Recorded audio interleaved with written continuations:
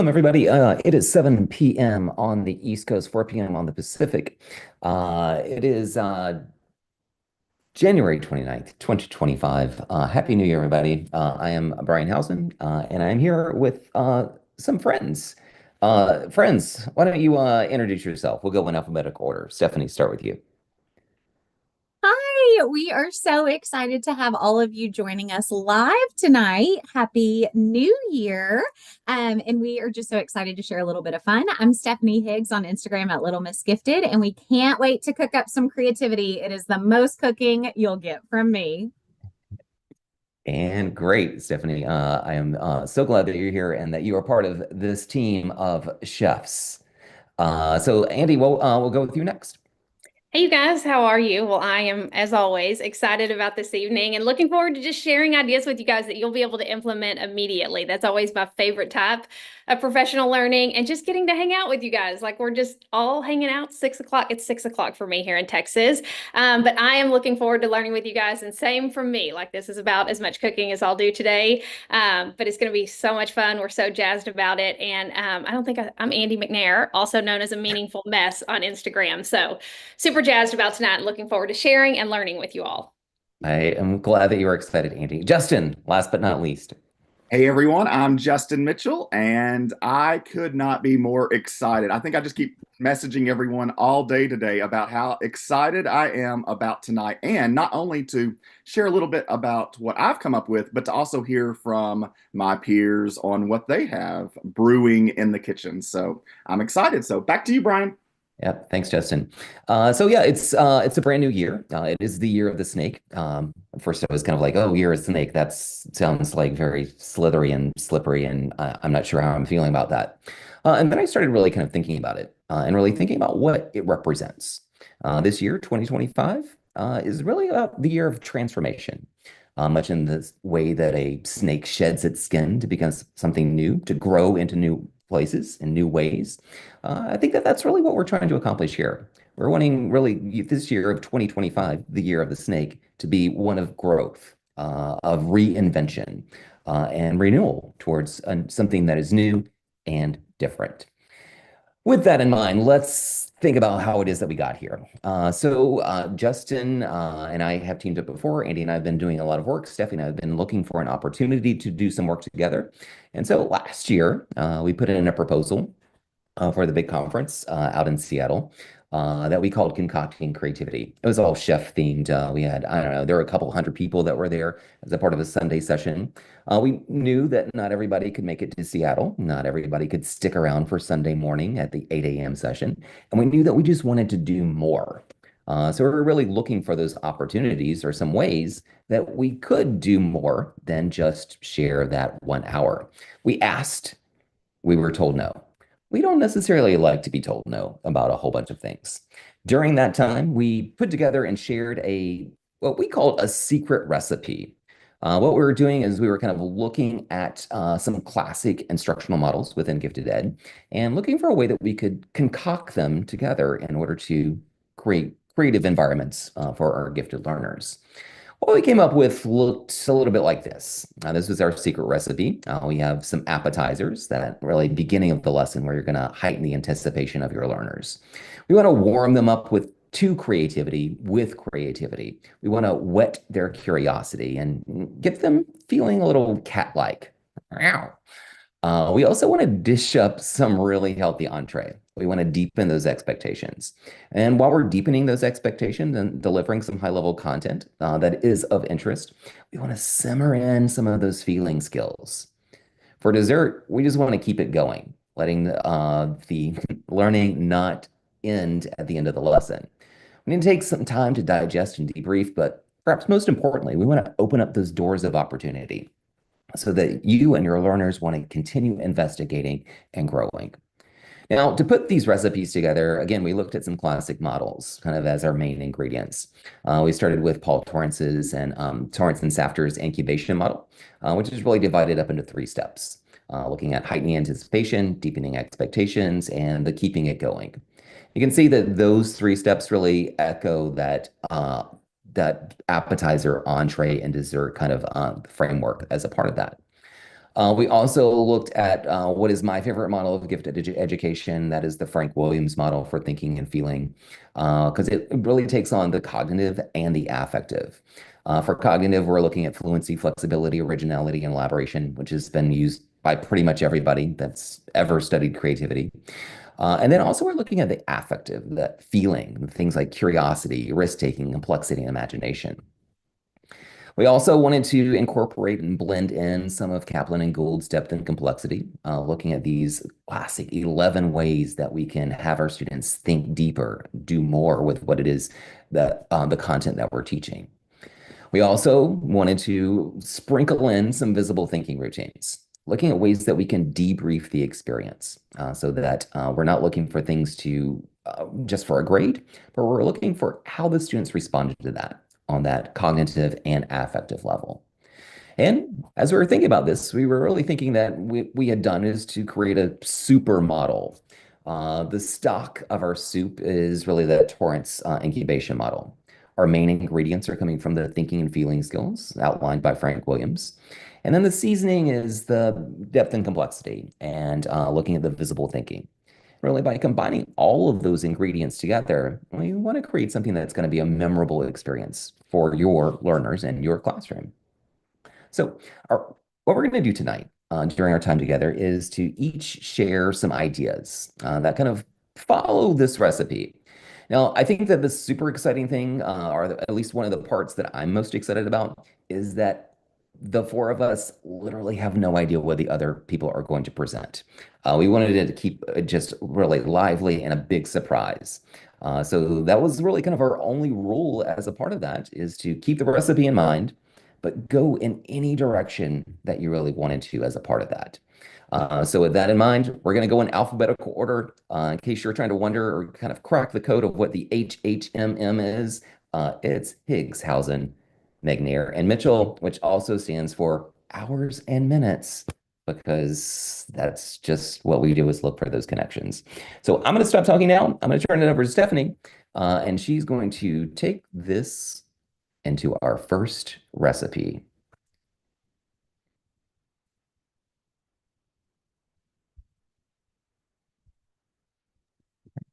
All right. Thank you so much for being here. I know you all love listening to Brian Hausen as much as I do. And so thanks, Brian, for kicking us off. We are so excited to have just a quick bit of time together tonight to just share a few ideas. I was challenged recently. I know lots of us are part of the same Facebook groups. And so somebody was saying, I see us developing a lot of lessons and curriculum for February around Valentine's Day, but I'm really looking to support my gifted learners in terms of really kind of celebrating and honoring Black History Month. And so I thought, that's actually something that I could really refine in my own practice. And so as promised, I hope these are lessons very quickly that you could implement in your classroom as soon as next week. I know it feels like January 747th to you, just like it does to all of us. So next week is February. Next week, we will be diving into Black History Month. And so I have felt inspired to create a creative lesson involving and inspired by the text Hidden Figures. And so I'm going to jump right in because, of course, I planned more than I can share in just 10 or 12 quick minutes. But I wanted to give you as much as I could. And then all of it is linked in a handout. You'll receive the link to that at the end. And then you can always reach out to me for further questions. So I'm known for flying. I'm about to come at you quick, but I just wanted to share as much as possible in a short amount of time. So as Brian was alluding to the idea of kind of this recipe, something that I think about in my own classroom, I'm an elementary gifted educator, is a quick 2 or 3 minute warm up, followed by some sort of read aloud or mentor text to really inspire and ground the work that we're doing. I love to incorporate and sprinkle in that making thinking visible routine. And then last but not least, I really like to move into that critical and creative thinking space. There's kind of all these ideas around that we're preparing students for a job force, of which many of those jobs don't yet exist. And so when we think about the idea that ChatGPT is just something new that we're all really jumping in on in the last few years, and even the careers related to that. And that was just something that is just still so new in our world. And so really explicitly teaching practicing these refined models of critical and creative thinking is really an essential part of the work that we do for our learners.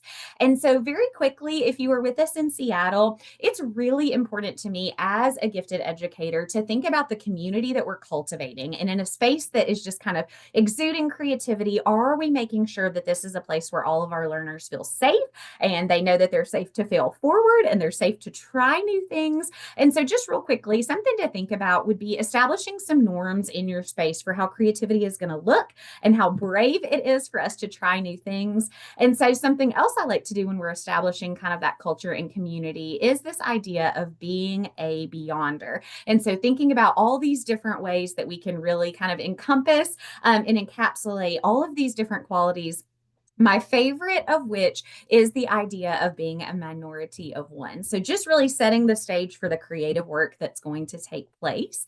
And then just as Brian was sharing, I love to think about the appetizers, those 2 or 3 minute warm-ups that really whet the appetite. So since I've already kind of told you the spoiler, the core of my lesson is really going to be about Hidden Figures, the text. So I wanted to give you just a couple of quick creative warm-ups to really heighten that anticipation around this unit.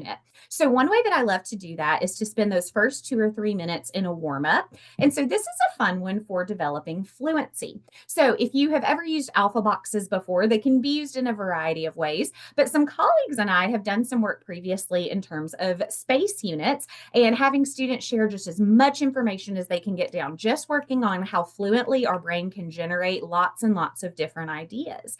But I was at the TAGT conference in December. If you have not yet had the pleasure of learning from Michael Matera, and he gave me a couple of ways to really level up even further the use of alpha boxes in my classroom. So first, we're developing that fluency. Just how many ideas can we generate regarding space in 3 minutes? But then what if we push this a little bit further? What if we required our students to work backwards and they could not, just kind of jump around just as ideas were kind of coming to their mind, but really forcing even more creativity and challenge in working backwards? Or perhaps you have students working collaboratively in groups and you give each of them a column of an alpha box chart in just 1 or 2 or 3 quick minutes to generate as many ideas as they can around a topic. A different idea that I love in terms of kind of whetting that appetite and kind of getting some appetizers before we dive into that main course are from my favorite resource, Carly and Adam. They make tons of great resources, and I reached out to them yesterday. They are letting me share a few free samples of these in the handout that I've provided online if you want to practice these with your kiddos. But when we think about really coaching our learners through using an exercise like this, you could give them a prompt like the one on the right. It's not a full moon, so it can be anything else. It just can't be a full moon. And so how can we coach up our learners just in 3 quick minutes to develop some sort of idea to really elaborate and create more of a whole story or a whole picture there? And then even develop some of those creative strengths and brag about those. Are they using fantasy? Are they employing elements of humor?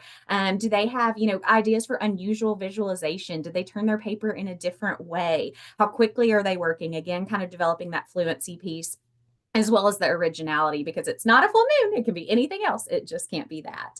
So just a couple of ideas there. I would always be super happy if you ever wanted to reach out and chat a little bit more in detail. But those are just a fun few ways to kind of whet that appetite, get students in and ready to learn. Another one that I wanted to share with you once we dive into the deepening expectations is how does it work to use a mentor text in a picture book in my class? So hopefully you're familiar with this incredible text of Hidden Figures, but I found this to be the most beautiful imagery in the whole text. I just thought it was, I don't know, it just speaks to me, reminds me a little bit almost of like a Mount Rushmore feeling of just these 4 really powerful figures that were hidden for so long and now are not hidden. And so this is really going to celebrate and surround the work of these 4 women. And so one way that I love to do that is through sprinkling in some of those ideas related to making thinking visible, as Brian alluded to a little bit earlier. And so he showed you the graphic, and that's the first snapshot when you go to the website. And as soon as you're there, you have just more ideas than you can possibly imagine for how to help support your students in accessing visual arts or even performing arts. And so what you can do here, And the reason why I think it's so beneficial is because it has such a low floor and such a high ceiling. I've used Making Thinking Visible with students as young as 3 or 4 years old and all the way into adults having professional conversations around these topics. And so I just wanted to show one really simple example. So taking that favorite picture book or that content that you're studying, finding a piece of visual art that speaks to you, and then that's going to inspire similar inspiration in your students as well. So the one that really was speaking to me when I was thinking about the work that I want to do, these heroes that I want to celebrate and the work that I want to acknowledge around their research and their science and their mathematics was this idea of 3 whys. So this is on the Making Thinking Visible website, and it's as simple as, why might this topic matter to me? Why might it matter to those around me? And then even bigger, why might it matter to the world? So it can be as simple as that. That's one of the reasons I love Making Thinking Visible. If you have 5 minutes or if you have a week to devote to really diving into some pieces of visual or performing arts, this is a great resource to use there as well. So if the core of my unit is really thinking about women in STEM, research and historical figures, especially honoring and celebrating Black History Month, this would be a great way to kind of deepen some of that learning as well with the use of Making Thinking Visible. Another idea I wanted to share with you is from the work of Sally Taylor. This was actually shared with me at a professional development by someone named Kate Martin. And again, I've linked all of this in the handout for you. But it's this idea of essences. And so really kind of pushing this idea of metaphorical thinking. And so if we were to think about these hidden figures who are not so hidden here in 2025, what would be a food that would really represent them and the work that they did? What about an animal that represents these 4 women? What about a form of transportation?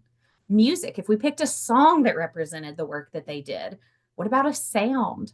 The last one on the bottom, the second one, you see kind of that fingerprint. Is there a texture that we could really think about that really would kind of encapsulate the work of these 4 women? So essences are absolutely incredible. If you haven't used those yet, I think that could really be inspired through a text that you love or through some of the content that you are exploring with your students. And again, Sally Taylor's website is going to give you even more information about that. But my colleagues and I were so inspired when we first heard about essences. And so I hope this metaphorical thinking will be impactful to you and your learners as well. When I think about creativity, I think about the trauma that I ensued all of 2023 when a friend signed me up for a year of improv classes. A year plus later, am still in counseling, working through what this exposed in me in terms of vulnerability. So how much better would it be, right, to employ this with our learners? And so also, I think if I had been doing improv at a young age, perhaps it wouldn't have been so traumatic to me as an adult. But what a great way to really build creativity, collaboration, community amongst our gifted thinkers. And so one way to do that, gifted thinkers love improv, first of all. If you haven't tapped into that world yet, there's so many ways that this can benefit our students. But what about something as quick as the improv game called Freeze? And so what we do in this game is you bring up a historical event and you bring up, just invite like 2 students, or you could even model with a colleague or with another student, and you have them set the stage in this historical time. And they just start acting it out, right? So pretty quickly they can kind of read each other and see who's acting which part and where they are in time and what's happening. And when you see one of them do kind of a big elaborate move, you're going to say, freeze. And so whatever movement they're in, you're going to stop time right there. You're going to leave them in the scene, but you're going to rotate out the other person with another gifted learner in the classroom. And then you're going to have scene come back in. And so now the first person was frozen in this position. The second person has to enter the scene in the exact same position, and they have to reset to a completely new scene. So, at first it was they were in the middle of this historical scene and we were right here, but all of a sudden the second person has to do it and say, can you believe what just happened? And then start a whole new scene, right? And so what a great way to kind of take some of these historical events, having students have the opportunity to come up to perform some types of performing and comedic art, and then involve lots of other students as well. So I just thought that one would be a fun one for some of you, especially if you teach older students, right? My perspective and expertise is definitely elementary, but essences and improv are ways that we could elevate even beloved picture books with some of our older learners. Last but not least, thinking about kind of extending the learning or the desserts, something like designing a monument, having students kind of propose a space-inspired monument or some sort of piece of visual art that honors the 4 hidden figures. I love this one, and I hope this is new to at least a few of you. This is the idea of thinking like a disciplinarian. So, if we're really extending the learning, I wanted to make sure you knew about the free resource, Skype a Scientist. So, I took a quick grab. Look at all of these different options on the screen. All of these types of scientists are available, and you can reach out and personally schedule an opportunity for your students to Zoom with a scientist in the field. So, when we're really wanting to encourage our students to think like disciplinarians and see how this career looks outside the four walls of our classroom, this is a free way to do that. I've done it multiple times. My kids absolutely love it, and I know yours would too.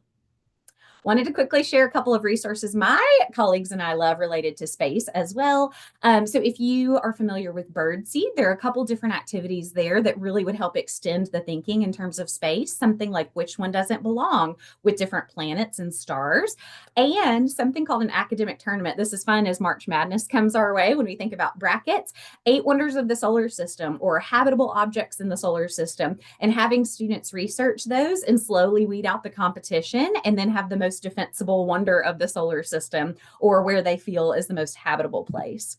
Last but not least, I linked a couple of Ben Bash PBLs. He was also at TAGT if you have had the pleasure of meeting him. He's a wonderful person, and he creates tons of PBLs for teachers that are also free. There are a couple related to space, and those would be a great way to extend this with some relevant problems in the field, in relationship to funding and some of the sacrifices that people make in terms of space research and what we can do about that. So definitely know those are there for you as well. There's a couple more resources I linked related to the Smithsonian. They have a free learning lab with tons of visual art pieces that would also inspire great work with your students, especially paired with those Making Thinking Visible routines. And then that's all I had for you today. Thank you so much for joining us tonight. And I'm so excited to learn from 3 of my other colleagues. Definitely check out the handout. Email me, littlemissgiftedteacher@gmail.com if you have any questions I can support you in. And hopefully I'll see you on Instagram if we aren't already friends there at Little Miss Gifted. Thanks, guys. That was awesome, Stephanie. Thank you for sharing. Thank you for talking about space, which is like literally one of my favorite subjects. So I was surprised. I was like, where is she going with this? And then I was like, it fantastic. In the chat box over on the YouTube live page, then I was throwing up some additional links and resources for some things that we were talking about as you were going through. So again, if you're viewing on YouTube and not the embed of the video on our webpage where you registered, then you'll be able to interact in the chat. So we really like kind of seeing that interaction, which makes us feel a little less awkward. It is slightly awkward because there is a bit of a delay. So it's about 15 to 20 seconds between us saying things and then it appearing out wherever it appears, like on your screen in the computer. I'm not talking like I know how this works. I have no idea. Andy, what stuck out to you as Stephanie was sharing? Oh gosh, so many things. First of all, it is like drinking from a fire hydrant, right? Like all the things. It's so good. But I think just that whole idea of it being simple and keeping it simple. And I always love those. It's not a whatever, because it's so easy to do, but it's such a great way to encourage creativity. So it's always one of my favorites that Stephanie shares. And Justin, what about you? Yeah, I loved the improv freeze. I can't wait to try that out. I think that could be really fun with my middle school students. And then just the idea that all of these strategies are very simple. And if we can just keep them in the back of our mind and we think, oh, I've got that idea, I'm going to grab it and use it here. So, yes, plan it out. But the fact that I'm storing all of this can easily be used and thrown in when you think, oh, I think this would work great at this moment. Yeah, fantastic. Stephanie's time is up. I am going to now share my screen because I've said the magic words. And so hopefully everybody can see that. I'm seeing the nodding of heads on our end. So hi everybody, I'm Brian. It is so great to see you. So I've got a question for our chefs here. It's a this or that. So Justin, we'll start with you. Elephant or goldfish? Elephant. I'm nervous, but I'm going to say elephant. Oh, okay. And Andy, elephant or goldfish? I'm also going to say elephant. I'm And also nervous. uh, and Stephanie, elephant or goldfish? You know, I like to be with the crowd. The popular vote is elephant. So of course I'm going to choose elephant. As elephant. So give me a reason why you chose elephant and not goldfish.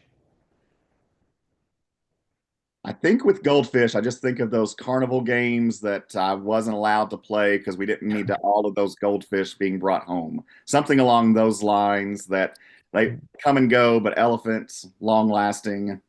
Yeah, oh, okay. I see where you're going. You got, some childhood trauma with like, not being able to play the carnival game. I fully understand. Andy, what about you? Why elephant and not goldfish? I think I was just looking at the imagery. Like the elephant just looks so much more like, oh, like I don't know, just seems much more, I don't know the word, exciting maybe. Exciting, and you do like the excitement. Like the And who would have Stephanie, why guessed? why elephant and not goldfish? Other than you just wanted to go with the crowd. So I think I saw something online recently that was talking about the elephants feel about us the way we feel about like tiny, cute little pets. And we're like, oh, that's so sweet and cute and tiny. And the Well, elephants are like kind of endeared by humans in the same way. I thought that was real oh, sweet. oh, yeah, that was interesting. I'm surprised that none of you like went with goldfish. Um, I, this year in 2025, I'm actually going to try and be a little bit more goldfish and a little bit less elephant. Let me begin to explain why. Now, an elephant, the saying goes, is that an elephant never forgets. And I think that for many of our gifted learners, we want to build that really rich storehouse of knowledge and information. We want them to remember the things that are important to them. But a goldfish has a different way of approaching it. So as we begin to heighten the anticipation, we've kind of got a this or that. You're thinking about these two animals. What does this mean? Where is he going with this? I'm gonna be a goldfish this year. Um, I'm going to quote this. I'm going to attribute this to the great philosopher of the 21st century, Ted Lasso, who says this. You know what the happiest animal on earth is? It's a goldfish. You know why? No. It's got a 10-second memory. Be a goldfish, Sam. Yeah? Happiest animal in the whole world is the goldfish because it only has a 10-second memory.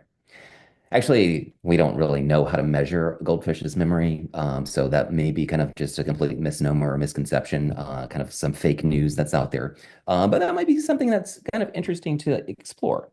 Thinking about how do we let those things go instead of holding on to the things that we don't need to hold on to.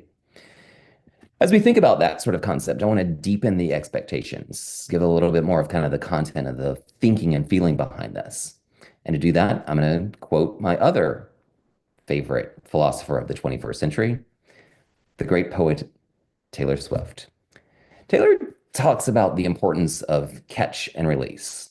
Actually, in this clip, we're going to see Dr. Taylor Swift talking about what catch and release means to her. Part of growing up and moving into new chapters of your life is about catch and release. What I mean by that is knowing what things to keep and what things to release. You can't carry all things. You can't carry all the things. And for many of our gifted learners, and even for ourselves, we want to carry all the things. We hold on to that, but we don't have to. If we're more like goldfish, then we can let some of those things go. We can release them. The things that aren't going to be good for us to remember, the things that aren't going to be good for us to hold on to. Now, Taylor goes on to say in this address to the graduates of NYU that you get to pick what your life and time has room for. You should be discerning. We need to help ourselves and our students be more discerning about the things that they want to spend their time and their life doing. So I'm going to go full goldfish on this.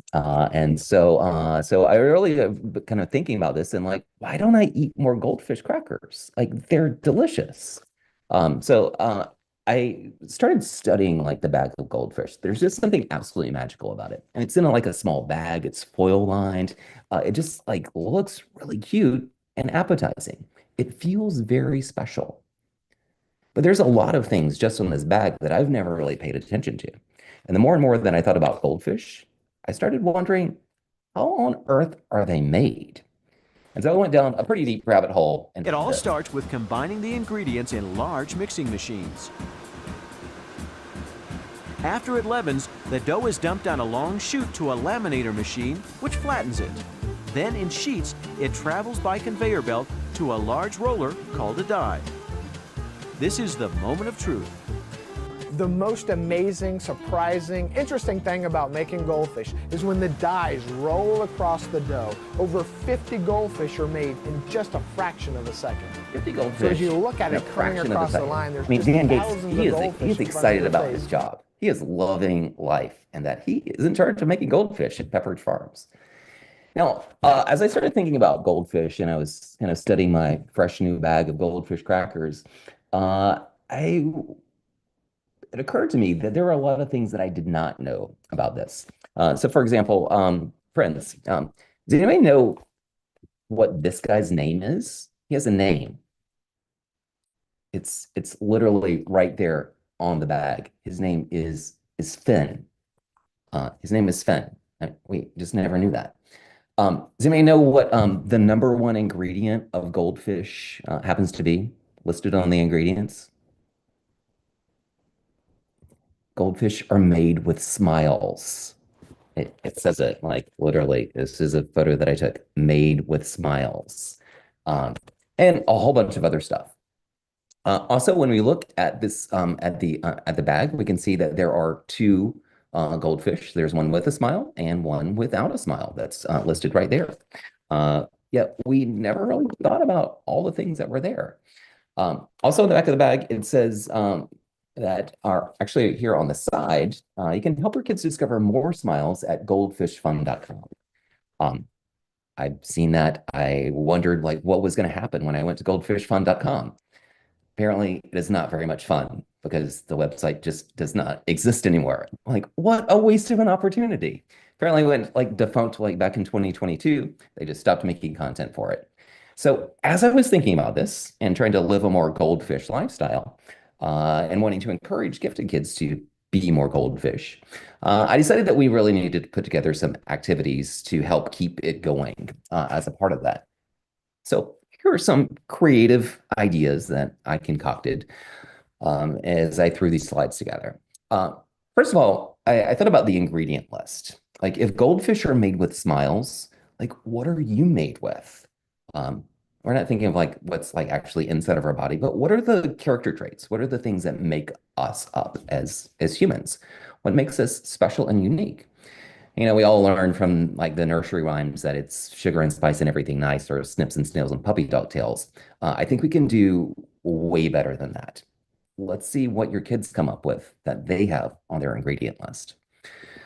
Also, apparently about 40% of goldfish are made with smiles. Now, as we were watching that production video, then we're kind of seeing them come off of that die that was being cut as a part of that. Only about 40% of them have those smiles. I really kind of thought of this as like a science experiment or a sampling experiment. We could go through our bag of goldfish and we could see, does this come out to be about 40%? How do we take a random sample of goldfish? How many goldfish do we need to get in order to kind of calculate that 40% as we're going through? I think there's a lot of different ways that we can begin to experiment with that idea. I also thought about ways that we can begin to kind of stir in some depth and complexity. So we saw those goldfish being cut after they had been laminated apart. And I started wondering, as an unanswered question, what happens to all of the in-between cracker that's just hanging out there? And what happens when you get like an in-between cracker that's not cut properly in your bag? Is that like a golden ticket kind of moment? Or is it just like a really kind of weird thing that you're like way not into at all? Thinking through some depth and complexity things, we could combine two of the icons together. We might think about how the ethics combines with the multiple perspectives. Like, should goldfish crackers be marketed as a healthy snack for kids? And how might a nutritionist, a parent, and a child each view this differently? So they were combining both ethics and multiple perspectives. We also talk about the language of a discipline, or have our kids beginning to, as Stephanie was talking about, thinking like a disciplinarian. We can combine that with some cause and effect. And think about things like, how do food scientists describe the texture and flavor of goldfish crackers as we're eating that? Like, how does it feel within our mouth? And how do those descriptions influence consumer behaviors? And how do marketing terms like baked, not fried, affect how people perceive the healthiness of goldfish crackers? I think you could also have a snack fact kind of debate. You could take the snack cracker and a real goldfish and create sort of an infographic. I'm picturing like kind of a Venn diagram of knowledge. What are things that are true only about goldfish crackers? Things that are only true about actual goldfish? And how can we put those things together? What's true for both of them? And then I took this picture recently when I was in the grocery store. I was just standing there in the snack aisle, and I was thinking about sort of the battle between goldfish and Cheez-Its. Like, which one do you prefer? It's kind of interesting because when I was like a kid, like I would say goldfish by far, like the best nutcracker. At some point, I felt like that I just became like too mature to eat goldfish. And then I was like, I'm gonna eat Cheez-It now. That's where it's at. And now as a much older adult, I'm like, oh no, it's cheese and crackers. Like that just seems much more refined. But if I'm feeling like a 4-year-old, then yeah, a good bag of goldfish, it's gonna get me every time. We could also use this as a creativity activity, looking at an invent a fish flavor brainstorming exercise.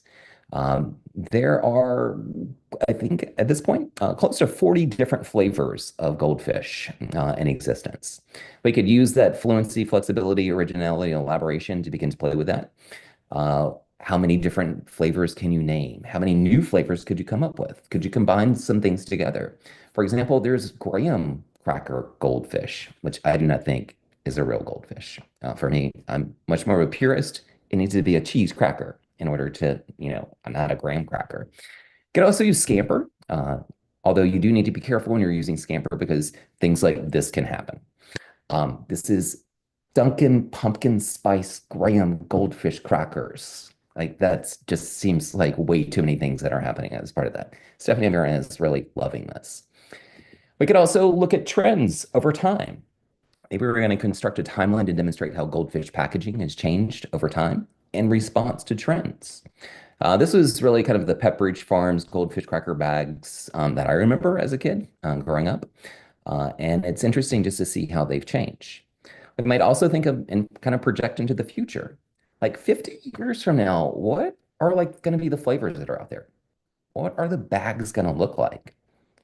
And did you know that the original goldfish cracker was not a snack cracker, but a baked soup cracker? Why? Because it's a goldfish and it swims in soup. We could also create sort of a marketing challenge, asking and putting your students in the situation where they're in charge of a marketing campaign for a new version of goldfish crackers. They will have to determine ways to make it stand out in a crowded snack market. Now, goldfish, they've been doing this at Pepperidge Farms. Just this past year, they decided that not enough adults were eating the goldfish crackers because they thought it was too kid-like. So they released a special edition called Chilean sea bass. It was literally the same goldfish crackers, just with a different name. That might be one way to do it. Also, back apparently in 2022, they released a Snapchat filter that would allow you to try and focus on this goldfish, but not get distracted. And so if you look away and you did not hold your attention for 9 seconds or more, then you would not win the prize, which was a coupon for a discount off of the goldfish flavor blasted Craven ketchup flavored goldfish. That sounds absolutely disgusting to me. I don't want any part of that. But hopefully I've given you a few ideas that give you something to smile about. So that's what I have about goldfish, and that's where I'm going this year. What do you guys think? I love it. I wasn't sure where you were going when you started out with goldfish. I was like, where is this headed? But man, who knew I just want to say I eat goldfish every day. Goldfish and a Dr. Pepper. Definitely my snack for the day, almost Breakfast every of day. champions. No, it's shocking. No, I loved it. I love the idea, one, living in the moment, this idea of being a goldfish, but also just being able to take an everyday item and run with it and go in every possible area and just continue to go and plow in with this depth and complexity as we continue to dive. So now I'm thinking, like, what are the other things in my kitchen cabinet that I need to be paying more attention to that are made with smiles? Maybe there's other things out there. Yeah, I mean, I think that, that's so true. There's those things that are with us just all of the time that we never really stop and question. Like, what's the history behind this? Why are they doing the things in that way? And there's, I think, just a lot to be curious about and really explore. I think this is a gifted kid's dream. I think just to take a topic, kind of that deep dive, like Justin was saying. I've also realized, Brian, we might need to kind of hashtag tug of war this out with like a making thinking visible tug of war routine, because I would argue that Scamper worked marvelously here, as the pumpkin spice are the best goldfish I've ever had, and the second best are the graham cracker ones because they're part of a s'mores goldfish set that is Oh, elite. And so okay. we'll do some sort of making thinking visible tug of war. I've got some really defensible arguments about No, I why can see. Scamper worked really well. I am much more savory than sweet. So I think my side of the tugs is going to be better. So I'm gonna go with we'll see. the Old Bay seasoned goldfish. Those are personally my favorite. Okay. We love a classic. All right. Next up, we have Andy McNair. Okay, let's go for it. You guys, can you just tell me if you see my screen? Yes. It's like I heard somebody say, Brian, like you said, if you don't actually say I'm sharing my screen, does it really happen? So this is the announcement. I'm sharing my screen. Gosh, I'm excited to share this idea. It's something that I've thought about for a little bit of time, but when I was kind of thinking through what I wanted to share this evening, I just couldn't really get in a good headspace. And I was like, what does that look like? And then all of a sudden, I started getting messages from one of my kiddos, and there were emojis in that message. And I was like, oh, okay, wait a second. We're going to do an emoji thing. And so I'm excited to share with you guys some different ways that we can use emojis that are a little bit different than you've probably heard, because I know we talk about this idea a lot, but I'm going to share a really specific idea that I think you're going to like, and that is a different way to kind of think through this. So I want to share a couple of facts with you about emojis first, and I'm actually using the word wrong. I'll tell you why in just a second. So did you guys know that, first of all, in 2015, the word of the year was not a word at all? It was actually, anybody want to guess what emoji it was? Stephanie, I feel like you could like make the face that it's this one. So in 2015, that was actually the word of the year, you guys. That's how valuable and important emojis are, that it was a word of the year, which seems a little weird, but definitely the case.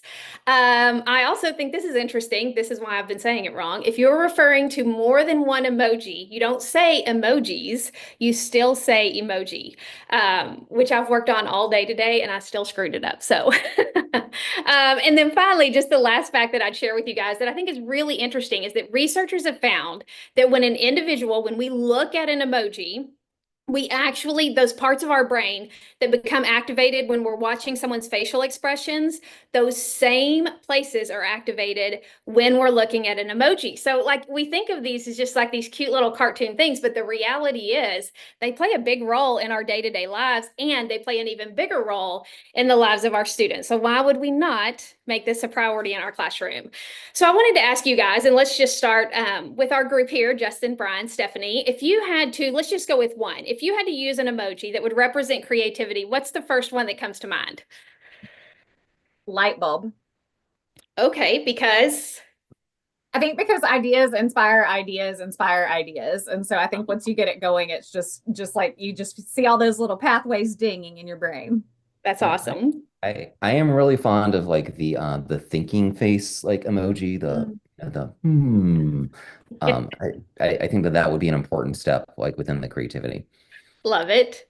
All right, Justin. Oh, you've taken some good ones. I think maybe the magnifying glass, like this idea that I'm in search for this creativity, that I want to find more of it.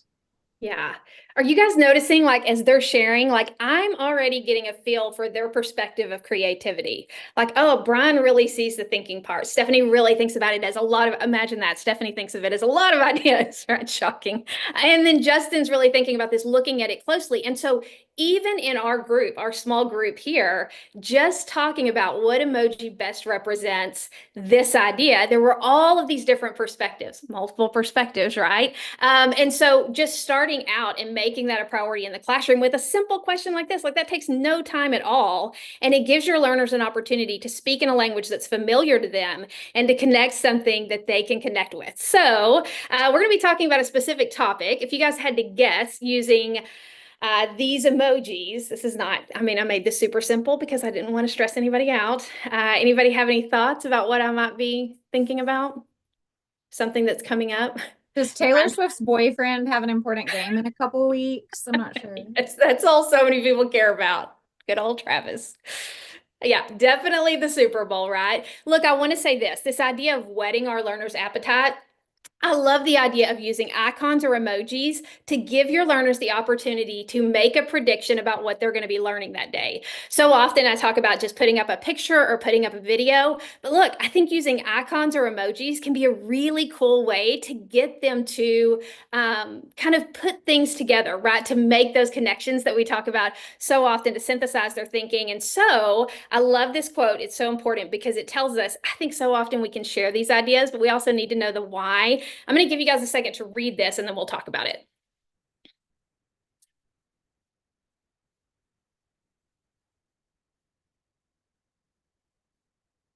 I love this so much because I love the idea that our brains at a horse race, like, look, I don't love horse racing. I don't think I'd enjoy it more than I think. I haven't been there, Justin. I don't live in Kentucky. But it's not, doesn't seem that fun, but I'll tell you this. If me and my husband were at a horse race and I said, I think the horse with the red, whatever, blanket, I don't even know, whatever, if the red blanket is going to win this race and the race starts and he taps me on the shoulder and he says, hey, I'm ready to go to lunch. I'd be like, no, we're going to watch this race because I've already made a prediction about who I think is going to win. And I'm saying your learners are the same way, right? When they can make a prediction about what they think they're going to be learning about, you're giving them that opportunity to tune in because their brains are going to get into that perfect zone for attentive focus just because you've given them the opportunity to predict. So I love that using something this simple, this manageable, can give us that opportunity to create such a meaningful experience and connect our learner's brain with what is being learned so that they're ready to pay attention and they're ready to invest. So what I want to share with you guys is this idea of an emoji debate. How do we give our learners the opportunity to share different ideas, share different thoughts, get their points across by using emoji? Look at me. You probably thought she should have said emojis. No, it's emoji. Remember, my friends, it's not emoji. We're not going to use emojis anymore. We're going to be the cool kids and we're going to use it correctly. Okay, so I love this idea of using something, that's relatable, that's familiar, that our kids are thinking about right now. And a lot of them are thinking about the Super Bowl, and some of them are thinking about the game. I personally am thinking about the food, right? Like, what kind of dip is going in the crock pot? Who's bringing this? Who's bringing this? So we've got the game, we've got the snacks, and then we've got the commercials, right? And everybody's on a different team. Some of you guys are here for the football game. I don't even half the time know what's going on. I'm constantly asking, what is happening on the screen? And what does that mean? Thank God for the yellow line, right? That goes across so I can at least see where they're trying to get to. Snacks and then commercials. So we're going to talk through how could we use this emoji debate idea. So look, I had ChatGPT, my good friend, kind of create what students would create. I also, let me go back for just a second because I want to share this. I had my son who is 22 do this, and I also had my son who is in college who's 20. I had him do this as well. And I said, I want you to justify which one you think is better and why using only emojis. And you guys, like, it totally stressed them out. They were like, well, let me just tell you. And I was like, no, that's not the game. We're just using emoji. And they both were just like, I don't like what, how do I, and after they sat there for a second and really thought about it, they had these really great responses. And my son who's at college was actually with his girlfriend, and I had them both send me their perspectives. And what was so amazing was they were different perspectives. And then when I called them, because I was like, I don't understand, and they explained and they justified why they chose the emoji that they chose, it all made so much sense. And I got to see the different ways that they think and the different connections that they were making. And it was like, oh my gosh, like I didn't think about it that deeply. But some of the connections they made were really cool. So here is kind of an example. So let's say team one. So you may have your kids say, go, you know, if you're food, you're going to go to this corner. If you're football game, you're going to go to this corner. If you're commercials, you're going to go to this corner. And then they can start deciding, hey, how will we as a team decide? And I would give them a number. You might want to start out kind of small. You might say 3 emoji. You might say 5 emoji. But here's the deal. You can see here on this slide, not only do they have to share the emoji, they then have to share the explanation of why they chose that emoji. You with me so far?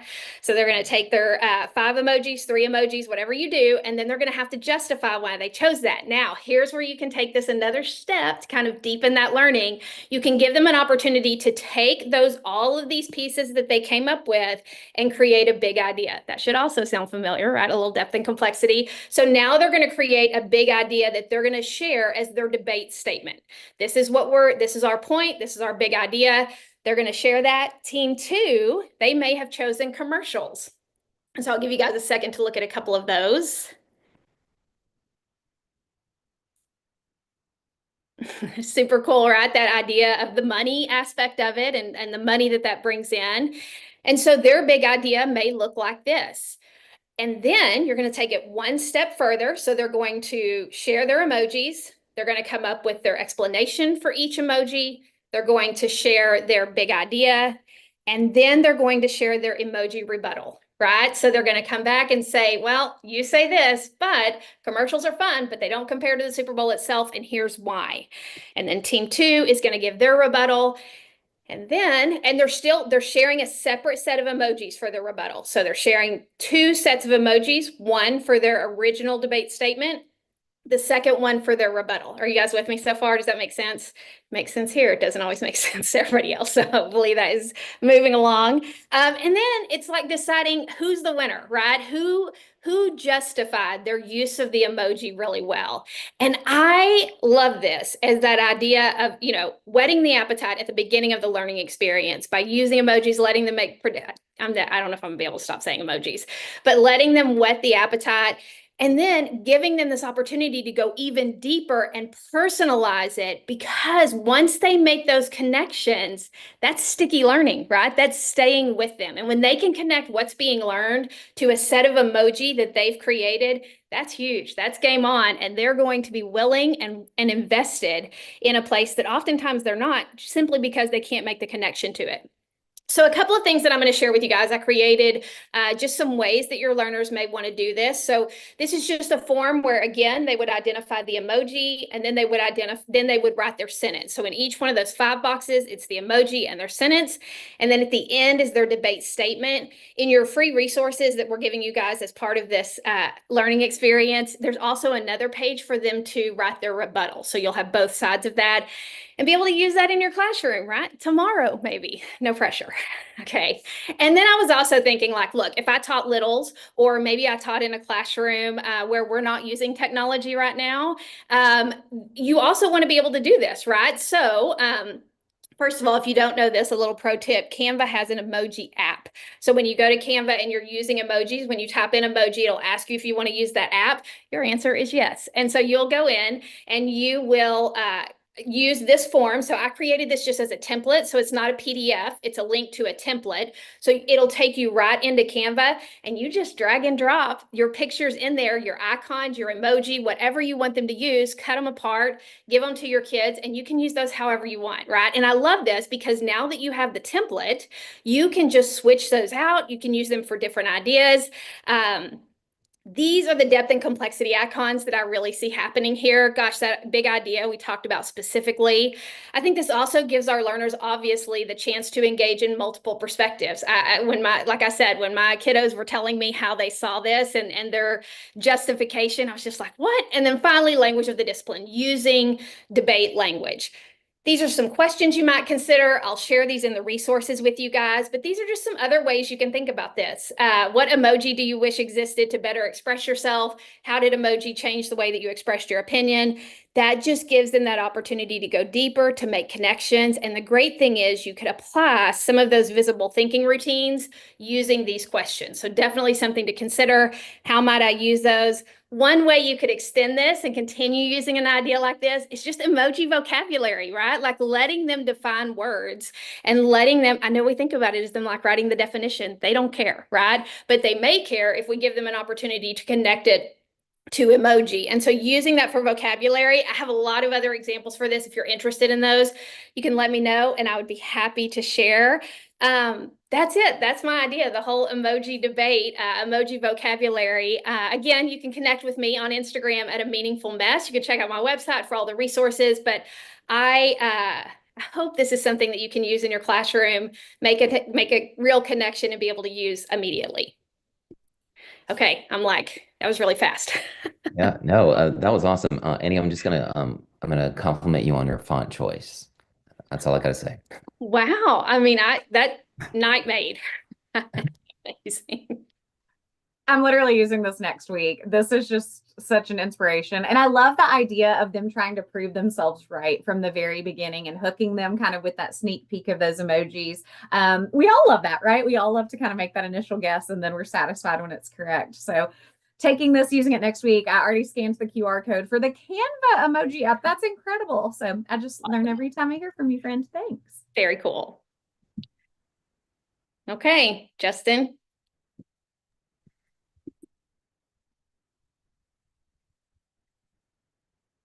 You have to say the magic words. Well, I'm now going to share my screen. I'm trying. Oh, Ryan, I might have to have someone actually opening it up. I'm so sorry. It's not, of course, was my fear. My biggest fears are coming. My biggest fears are coming true. So let's see. But I have it in the folder, so it's not like we can't somebody share it and I Okay. can. And while Brian is so graciously helping me out here, I want to respect our time. How much time will you give me, Brian? That is up to you. So All right. Perfect. Sorry about this, guys. yeah. All right. I'm going to slideshow. And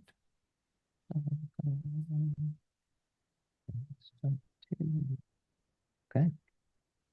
Thank you so much, Brian. So I'm Justin Mitchell. I teach 8th grade social studies at Franklin Simpson Middle School in Simpson County, Kentucky. And I have been thinking about the idea of a kaleidoscope for a long time, like thinking about this in the idea of multiple perspectives. I teach in a history classroom and I just can't get this out of my mind. A kaleidoscope is a toy consisting of a tube containing mirrors and pieces of colored glass or paper whose reflections produce changing patterns. Go ahead, Brian.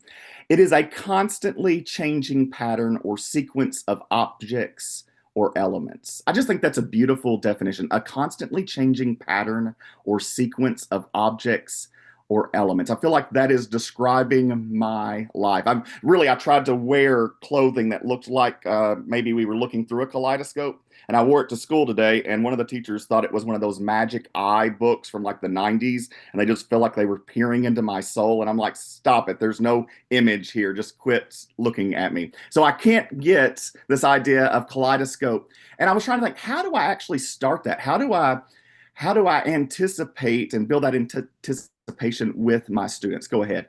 And so I saw this recently and I could not get over it. That a beef Wellington is just a corn dog from a different socioeconomic background. Like I saw this and it was on social media and I liked it and I laughed, but then I really just kept going back to it and thinking, yeah, it is, isn't it? And so I've tried to do this, and I don't know, maybe it's not a new thing, but how do we have a sort of a startup with our classes? And so go ahead to the next one. I've come up with the same concept to do with students, and hopefully here tonight, Brian, Andy, Stephanie, and anybody else online, is an activity I like to call Think. So we just saw the beef Wellington is just a corn dog with a different socioeconomic background. And so I have just random items, and I want us to think about these items differently, from a different perspective, just like the corn dog and the beef Wellington. So feel free to put those in the chat box on YouTube Live if you have any. I don't want to put anybody on the spot. If you have one, feel free to unmute to throw yourself out. I have some over each of these. Anyone want to share anything coming to someone? It's one of these ideas, I will say, as you're thinking about it, is you get better at it the more you start thinking in this pattern, right? You start warming your mind up and you're making those connections. Anyone want to share or throw something out? I'm feeling like the elephant comment that we started with there. Of like I'm feeling a little afraid. I don't know. The Pop-Tart, it seems like it's, I'm thinking you've got a couple of food items here, and there's definitely different levels of each of those. Like a Pop-Tart, yeah, that's, everyone's eating a Pop-Tart probably. But what's the difference between that and like a fine French pastry? Yeah. Yeah, for Pop-Tart it was a ravioli with a sweet personality. Oh, I like that a lot. This take on it, this spin, like sushi. It's a rice burrito that went to private school, right? Yeah. So the pencil, it's a really just a pen with trust issues, right? Like this idea, like we take it and we turn these on their end. And when you start to give examples of those, right? Caviar is a rich kid's version of tapioca pudding. Like that's what we're going for. And looking at things different. And so in history, and I teach in a history classroom, history is full of perspectives. One person's hero can be seen as another's traitor, or one person's victory is another's loss.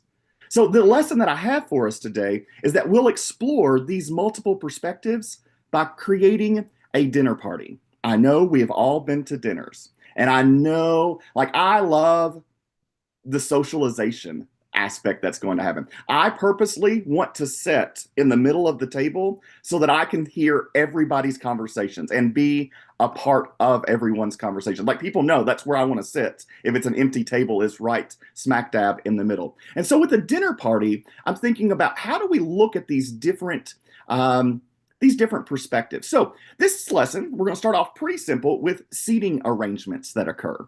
The idea is, for the time period in history, it could be anything. We're going to have a seating chart that I'm going to ask my students to go through, and they're going to be given a topic. So the one that I did in class with students was called the Reform Movements. And I gave them a list of 9 Reform Movement people, as you can see there on the screen. And I said, of those 9, I want you to seat 8 of those people. And not only who is sitting next to one another, but what are they going to talk about? What is the connection that this person is going to make with another? So I'll give you an example. I've got a template in there, and Brian can show to the next slide that you'll have access to these. So you can have this template and print this out, or you can do it digitally on Google Slides, which one of my students did. And on the next slide, you'll see an example of one of my students. They put these individuals in their seat, and they told me like why they put Frederick Douglass and Harriet Tubman next to one another, but what are they going to talk about? And so I think that this activity takes it to the step like we're thinking about multiple perspectives. So that is the baseline, right?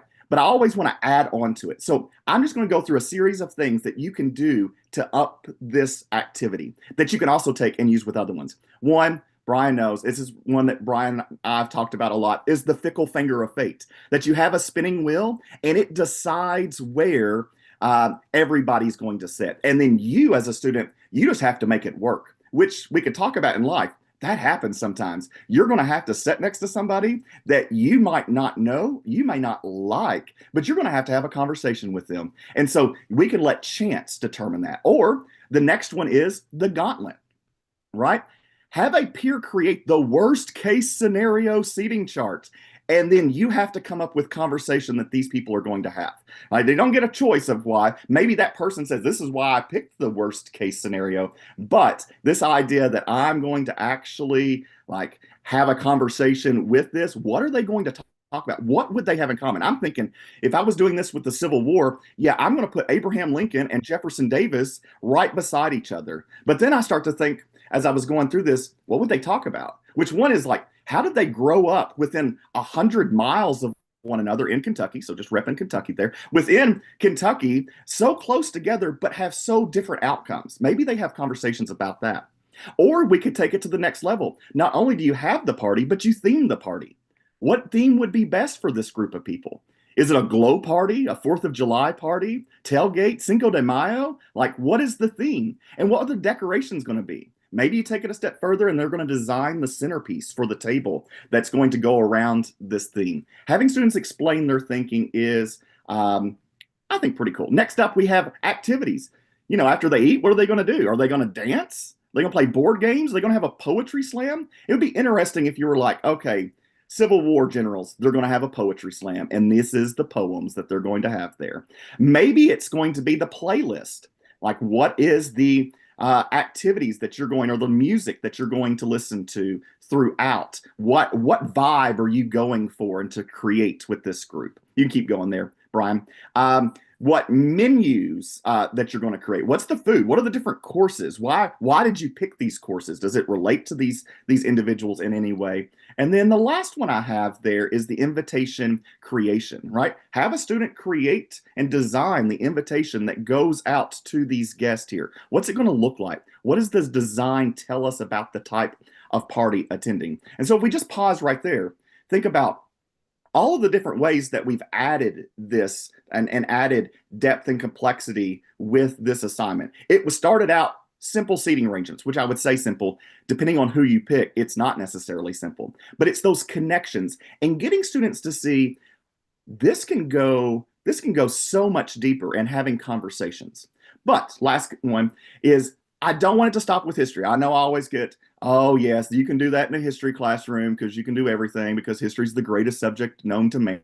Of course it is. But you can do this outside of history. So I try to just show you here how you can do that. For language arts, like literary characters, you've read some books, they're going to have a dinner party. Or you've read a series of books throughout the school year. You're going to take a few characters from each of those books, and you're going to have a dinner party with that. For math, of course, I thought you could have mathematicians set at a table, but that's the easy way out. Same thing with science. So math, what if it's mathematical concepts? What if it's not actually people sitting next to each other, but it's ideas like algebra and geometry and calculus? And you're going to put algebra next to calculus because they're going that connection, and here's the connection that they're going to have. Same thing with science. Maybe you're doing science concepts or theories where you're going to talk about gravity or photosynthesis. Who would be setting, or what concept would be sitting next to whom? Art with artists, music with musicians and composers, vocab terms, just picking vocabulary terms. Or you just want to just say, hey, I'm a general gifted class. I'm going to throw in Abraham Lincoln with Katniss Everdeen, as well as algebra, as well as photosynthesis, and you're making a seating chart for all of those, just to see what are our students doing with that creativity? What are the connections that they're going to make? So that was my quick little overview of dinner party, kaleidoscope, multiple perspectives. Thanks for sharing that screen for me, Brian. You're welcome. I was happy to do the driving on that. Justin, just fantastic.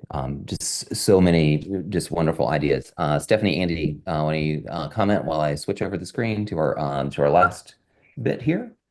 I love that you didn't take the easy way out. As soon as you said math, I was thinking, I don't know how this would work, but putting those concepts beside each other. And again, when we think about our gifted learners and kind of that heavy lift, I think that conceptual understanding is really important, but that's such a more engaging and fun way. I'm sitting here trying to figure out who I'm partnering where. So as always, I'm so energized by your ideas and just the creativity that you display every day with your students. You inspire all of us, Justin. Thanks. Yeah. Thanks. I love the idea of a playlist. I was actually thinking of something like that last night. Just golly, that's so cool, that idea of letting your kids create a playlist frankly, because it's unexpected, right? I think so often when I was thinking of the idea of commercials last night, I was thinking commercials always open with that unexpected idea of like, now I have to watch it. And that idea of your kids being given the opportunity to create a playlist for an event, or that's such a great idea. And I want to say the same thing. I'm so inspired by the things that you're sharing on Facebook and the things you're doing in your class. It's always just like, who thinks like that? Oh, Justin Mitchell does. So thank you for being you, and thanks for sharing that. It's a really good idea, but I'm a huge fan of the playlist for sure. All right. Well, thanks everybody for sticking around over time. This is we got a couple of last things here. As we mentioned at the top of the last hour, this is your Bitly link. I will also throw that into the chat box over on the YouTube live. So it is bit.ly/12925, which is today's date dash sauce. And you can also use the QR code that is there. So this was like chapter 2, like of kind of the partnership. But we got a chapter 3 for you as a part of this, that we're calling the Secret Sauce Society. This is something that we are super excited about. And this is what it's going to look like. That's going to come next. So when we originally got together to do this, we wanted to do a full day, and then we were like, oh, let's do a half day, and then it turned into an hour. We're going to try and go back in the other direction. And so we're going to hold our host a summer virtual event that we're calling Spark and Splash. It's going to be taking place on July 21st, 2025. It's going to be like a 3-hour tour as a part of that. We're kind of building around this idea of igniting curiosity and making waves. It's going to be a high energy kickoff to your new school year. Talk about truly what sparks engagement and gifted learners, and how can we make a splash with innovative strategies. So we're going to be hosting that a 3-hour webinar, but we also don't want to do something that's just virtual. That's just kind of a one-time thing. We really want to build a community and kind of a small, tight-knit group. So in addition to the 3-hour live event that we'll do, all of that will be recorded. We're going to have a year-long online community that we're going to build. So we're going to have some engagement, some discussions kind of around that. We're also going to do a follow-up event in October. So it'll be an additional hour. And then we'll see what happens in the spring after that. So because you were here and have spent your evening or afternoon with us, we want to give you a special discount on this. For this event, we're looking at charging $100. But for the next month, if you use the discount code Goldfish25, because goldfish are the best, then we're going to give you $25 off. So we're also looking to limit the enrollment to a total of 200 people. Those 200 people include us, because we want to be able to have more of an interaction with you rather than just seeing kind of this scrolling that's going through. And so the community that we're using has a limit of 200, and that's why we're capping it at that. It's going to be a first come, first serve. We hope that you will consider being a part of that, but we fully also understand that this is not something that is necessarily going to be for everyone. We're going to continue presenting at conferences, doing all of the things, sharing out as much as possible through our websites, through social media, but we want to do something that's different and just see what happens. So Andy, Justin, Stephanie, chime in. Like that, like a little less awkward for me. Go ahead, Andy.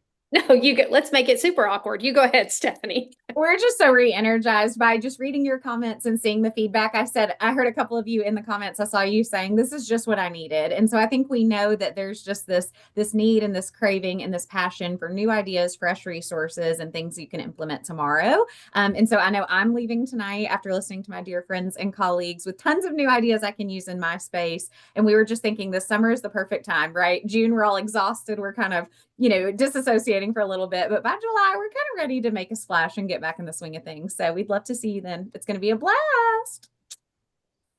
Yeah, I think that just want to echo that. Like, I think it's going to be so much fun. And I know that we've talked about this so much as a group, just that idea of really thinking about how do we create professional learning that one is meaningful and two, that people can really take and implement right away. And I think that's really what we try to do. And I think this idea of creating a community where it's not just like, hey, we connect and then poof, everybody's gone, but this opportunity to continue the conversation and be able to ask questions and be able to in real time say, hey, I did this. This is how it went. Can you give me any feedback? And that happen within a community, because the smartest person in the room is the room. If we can create that room and create that space, we really will be better together. And I think most of all, we're excited about creating that different perspective of professional learning and what that can look like.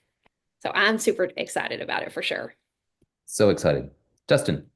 You know, my word of the day is excited. So I am really excited about the summer. Like when we came up with the idea to begin with, we had so much information. It would be more than the 3 hours to begin with. It really could have been like a whole week sort of seminar of going in. So I'm really excited, if I could find another word, to actually dive into some of these different super models that we created. What does that mean? And going back to what that original plan was, but then seeing all these new strategies and building off one another. All right. Thanks, friends. That was fun. We did it. We did do it. That was amazing. Thanks for everybody who attended on the YouTube live. We'll be sending out an email probably tomorrow with, again, all the links, the recording, where you can access all the information, as well as the additional information about the summer super session. So thanks for all that you do. You make a difference in the lives of the students each and every day. So thanks, everybody. Have a great night. Thanks for being here. We're excited to see you this summer. Bye, y'all.